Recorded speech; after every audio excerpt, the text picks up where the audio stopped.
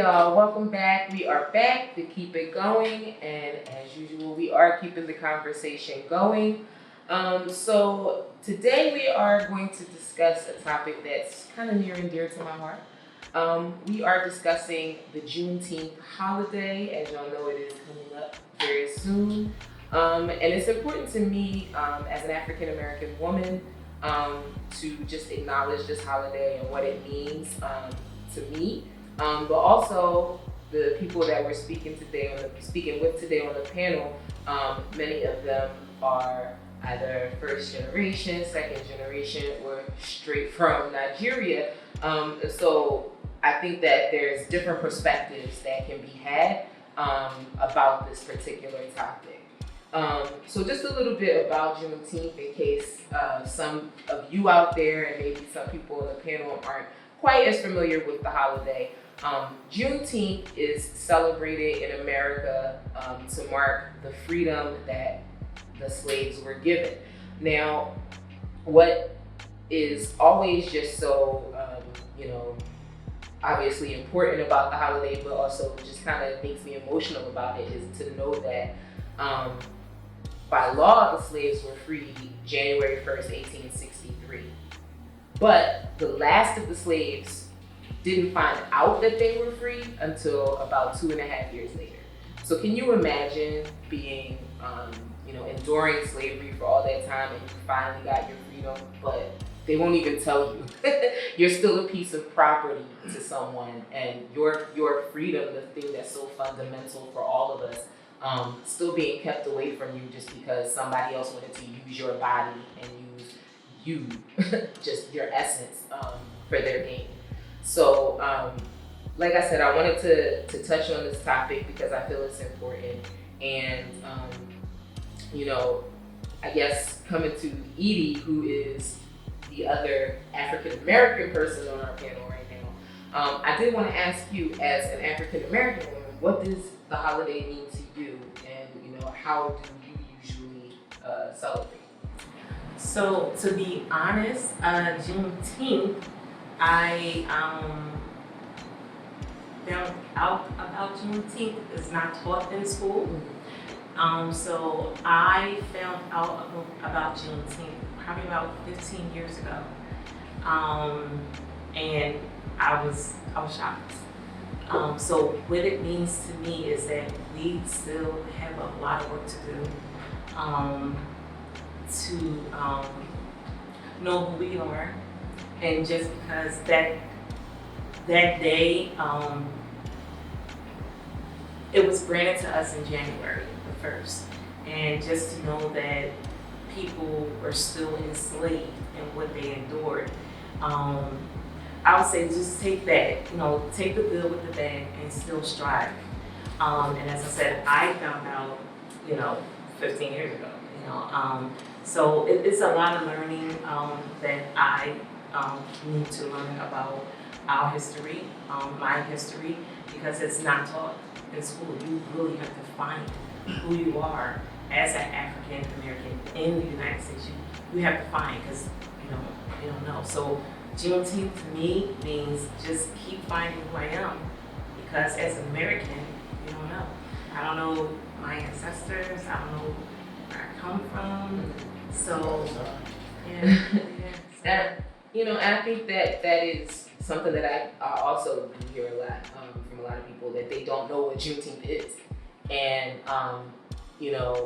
that's a really good point, to be very mindful of your history and to learn to really understand who you are, because if you don't have that foundation, you don't know who you are. For me, it's interesting too, even talking about your heritage and knowing your ancestors. So I recently did an ancestry DNA and found out that I am 30 or 31% Nigerian, about 29% Cameroonian, and the rest is Beninese. And so West African all the way, and and very, very little European. So for me, I was thinking to myself that may even mean that maybe I come from free people, which would be amazing to find out down the line. But I think that that's also important, is that, we need to reconnect to those portions of ourselves that we don't necessarily get to connect to a lot. And so, like, to that point, I know, all of you are Nigerian men, so just to kind of tell us, like, do you know, or were you aware of Juneteenth holiday, either growing up or even in recent time, and in hearing about what it means, how do you feel about that? Yeah, so I heard about it. I probably only heard about it like 5 or 6 years ago, honestly. Because just like you had mentioned, it's not taught, right? It's not a national holiday. Why not? I don't know about that, but it was never taught. And then you guys were like mentioning, just like when earlier, I'm going off topic, but like like they're Africans and they're African Americans, but like I was born here, so what does that make me, right? So it's just like all of this information, I can't imagine that I'm like Nigerian, and I know my like father's father and our whole background, and like that like gives me like a certain subconscious confidence. But like imagine just like growing up and like not like knowing, because here it like just like starts off, y'all were slaves, and then y'all were free. Abraham Lincoln freed y'all, and you guys are here now, and there's February, right? So it's like get like this with me off. Honestly, it's a great day, it's a great celebration, but like it's not even covered on the major news channels like that, right? They aren't going to cover that, and I can almost guarantee the like next national holiday, which is going to be made, it's not going to be for us.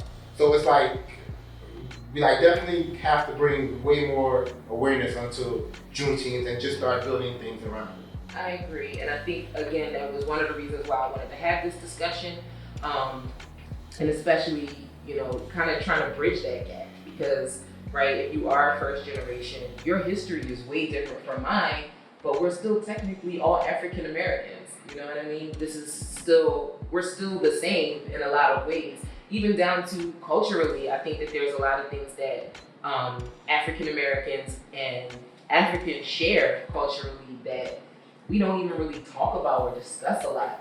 And I feel like sometimes there's a lot of a rift that I kind of feel between Africans and African Americans because of that piece. And I mean, think about it, the rift is, millions that, are now at the bottom of the ocean, and that trip. So, understanding that is something that should be bringing us more together than it should be pushing us apart. So I want to ask you, as a younger gentleman, like, have you even learned anything about Juneteenth? If I'm being completely honest, I just recently learned about Juneteenth last year. Like in the midst of the whole, George Floyd protest, everything that was going on, last year was like probably the most emphasized that it's been, and I was like, oh, okay. I mean, we learned about the Emancipation Proclamation, and like you said, Abraham Lincoln freed the slaves and all that, but you never learn about Juneteenth. You have to find out about it, and I found out about it last year. Wow. But see, your story is not that different from mine, right? So, because I'll be honest, I never heard about it until last year too. And it's funny because I felt bad, and I'm like, really, am I the only one? So I had to get on Google yesterday, and I Googled it, and I was like, what I found was I'm not the only one, right? There's a lot of people that just learned about it recently, and it is because of the climate that we are enduring right now, which is unfortunate because it should have been taught in schools, which it wasn't. So, Urban, you're not alone, so I'm self-identified. Yeah, too. I just learned my issue. And just to add to that, I also can empathize with where he's coming from about the whole, he was born here, but he knows where his heritage came from. And, sometimes as a person who's somewhat ignorant, for lack of better terms, to, somebody actually not knowing where they come from, you can be like sometimes I wonder, why are people going to these lengths to try and find out that they're 30% Nigerian? Because I mean, for me, most African Americans who I've seen who have done that, they come out to be like a large part Nigerian. And it's like there's definitely an identity crisis, and because even I can relate to that because being born here and feeling like, well, my dad's Liberian, my mom's Nigerian. I feel like I grew up around Nigerians, but I'm not Nigerian enough because I can't speak the language as fluently as them. Then I get around Liberians, I feel like I'm not Liberian enough because I can't speak it like them. And then I get around African Americans and I'm not black enough because I come from a different heritage and a different culture. So it's just like, I can definitely empathize with the identity crisis in that. And I feel like, You know what? Oh, Yeah, just want to inject. So first, I found out about it like maybe 4 or 5 years ago, and I found out about it when I came to Philadelphia, because Philadelphia is a very strong, has a very strong black heritage. And so I'm from North Jersey, it's really, really diverse. A lot of Caribbeans, like Africans, Asians, just really diverse. So, but Philly, when I came to Philly, like, oh, Malcolm X Park, okay, yeah, we are, like, this is what we do. Like, and I'm like, oh, wow, I never heard about, Juneteenth before. So that's when that's how I came to knowledge of Juneteenth. But I do have, like, this might be a side conversation, just to speak about the rift, right? Like, I think growing up there was definitely a rift to the same things that you were speaking about earlier, like, this identity crisis was like, all right, well, I didn't feel accepted because I was like Nigerian American. But I also know that like Nigerians didn't always have the best viewpoints about African Americans, but media had a lot to do with it, right? And so there was just like trying to make a distinction for safety, like that was a big thing, right? Like, oh, media portrays African American men as like gangsters, as like these crooks, as like ladies, and then it's like, in order to try to come and situate yourself here, like as immigrants, you have to almost create a distinction for like, in order to be palatable to like, I guess white people. You know what I'm saying? And so that was where like the rift started. But I'm actually very positive as far as like the trajectory of where it's going because I think there's a couple of things that add to like this positive growth between like African, like the rift is shrinking, and I'll say. I think Black Panther was huge. I think like for me, I really think like Black Panther was like a huge cultural moment, right? Where like everybody was like, oh, it just like there was this like visionary like mecca of what it means to be like Pan-African, right? That's one. And then two, I think Afrobeats is a very strong cultural movement as well because like it's like uniting. Because you go to like a day party in DC, they play Afrobeats. No night, I mean. Nigerians are everywhere, but like, but it'll be a non-Nigerian party, people play Afrobeat, and it's like this cultural shift, and it's like, and there's a coming together, you know what I'm saying? So I think like the trajectory of like African, like just Pan-African relations is just increasing, is getting better, so I have no positive outlook about it. those are all really, really, really great points. And I think, first of all, what you said about not feeling like you kind of fit into any of those moves. And, you know, I think that that's not even a thought process that I kind of thought about, right? Because, you know, like you said, being first generation, you fall into all these other boxes, but not completely. And so I'm so used to this being my daily existence for, 40 some odd years. This has just been, I'm just used to feeling like that all the time, you know? And so when you said that point of like, it didn't click to you, like, why do they even, why are you all going out and doing these DNA tests? It really is that. It's that we are still searching, a lot of us, for that connection and that closeness to who we are. And I think it's something that we want, but, because there hasn't been a lot of communication and a lot of time spent, because I think also that's a big deal when you're spending time around other people and you get to know their culture and they get to know yours and they get to know you, they understand it better. But it would be hard for somebody who has grown up in Africa, you've been around all the black people all your life, you're not dealing with the types of racism that we're dealing with here. It would be hard to understand that coming from you, right? And then, just because like I guess I am passionate about this. So I'm all for African Americans taking these ancestry tests, right?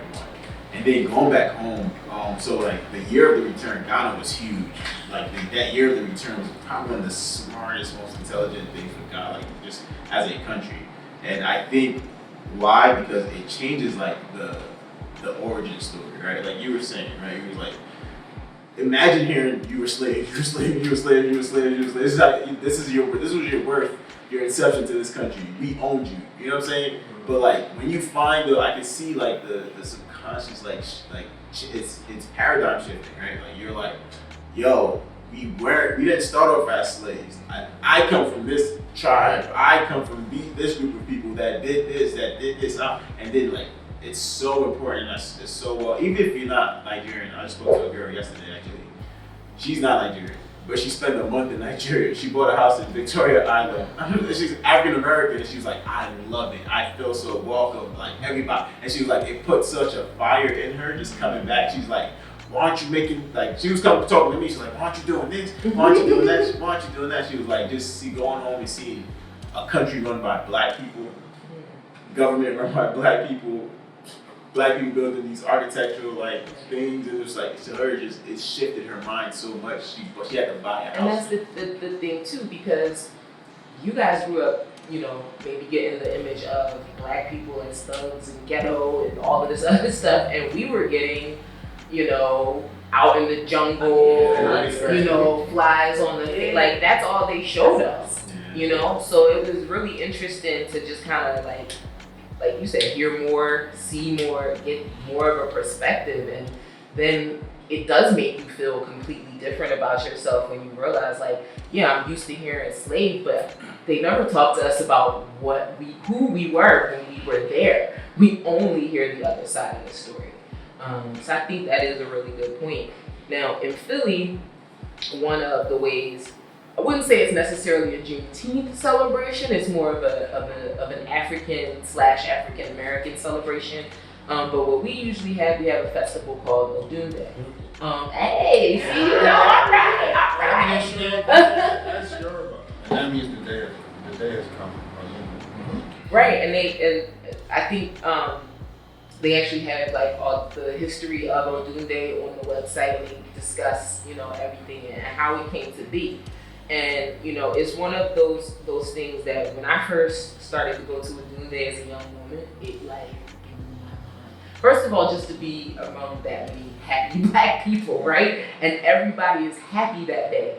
There's no fighting, there's no arguing. I don't think I've ever seen a fight or anything like that at Odunde. It's literally just happy black people all day long, dancing, singing, crafts, music. It's an amazing time. And, that was like my first introduction into like, everything isn't like we've been told it is. So, I think that's really good.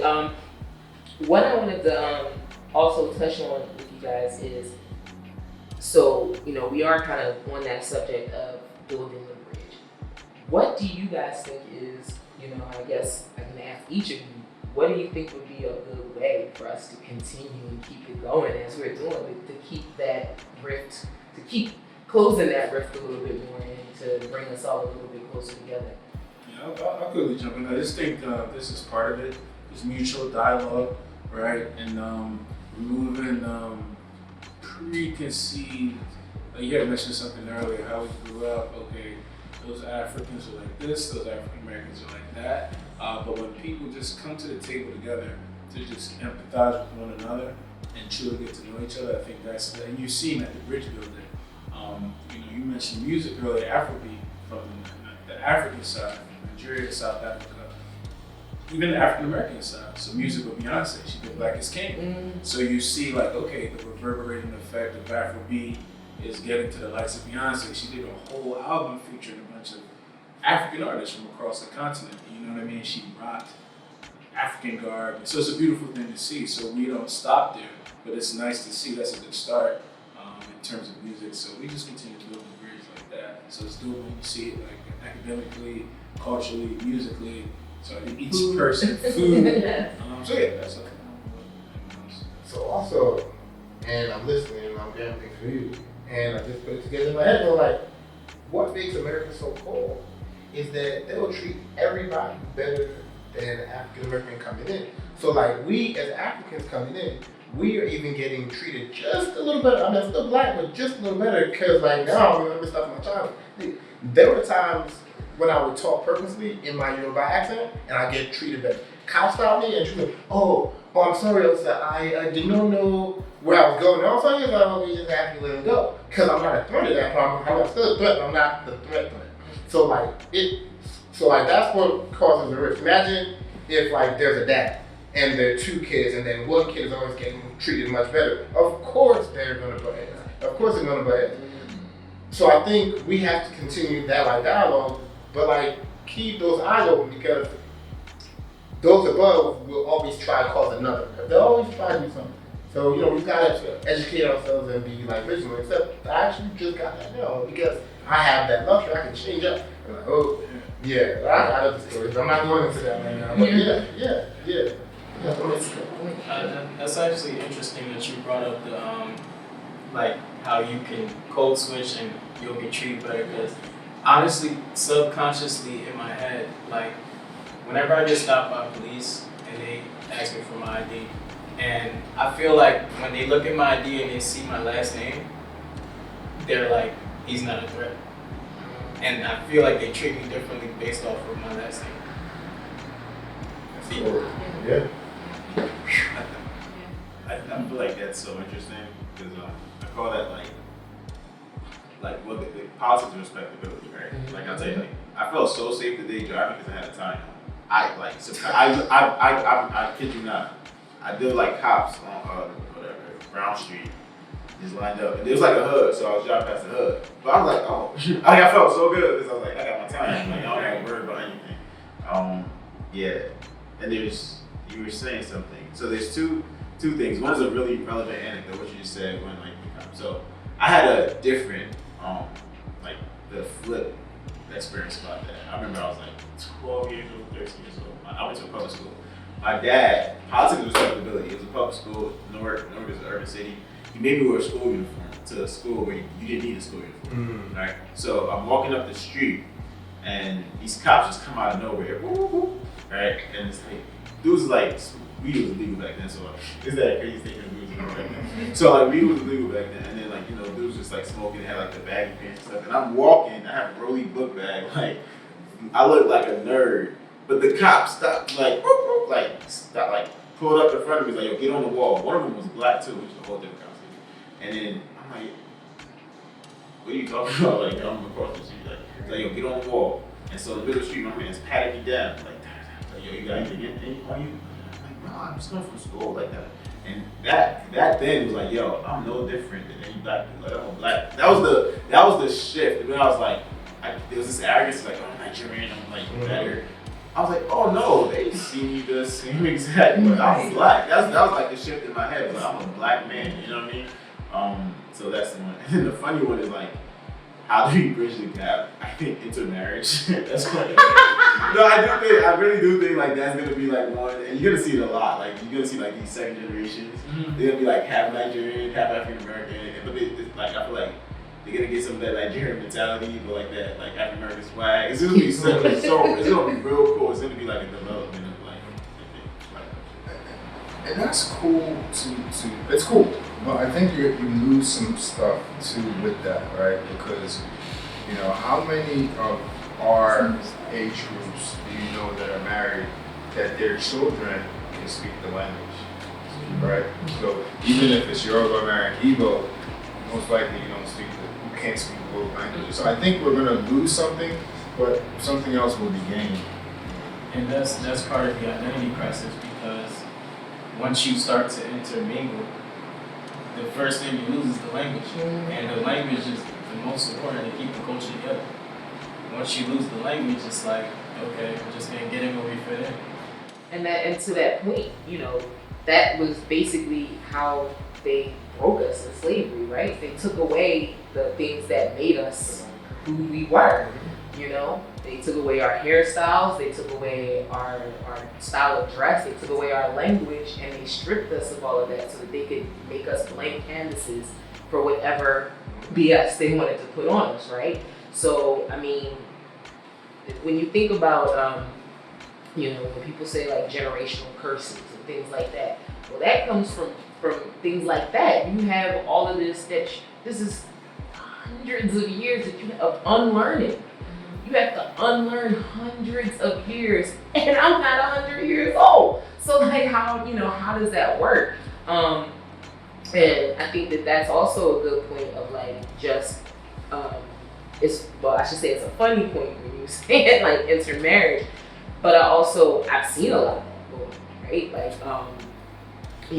and more of it. And I think that is a part of it, is that the rift is closing. So now people are more willing to even have those talks and conversations.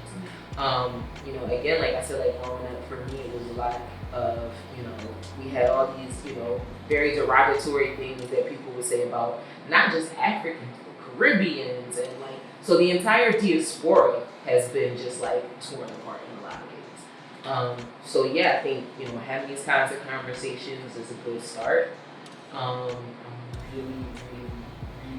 really happy with all of the things I heard from you guys today. I think these are points that, the audience can take with them and kind of keep with them, and to keep that going, but to keep with them from now until. So let me ask you, now that you guys know more about Juneteenth and you have a little bit more of that, do y'all plan on celebrating? So I run just like an event venue, and like Juneteenth is lit. All up and down Brooklyn, they're going crazy on Juneteenth. I would hope there is more information passed. It's not just a party, but like anything goes with Juneteenth.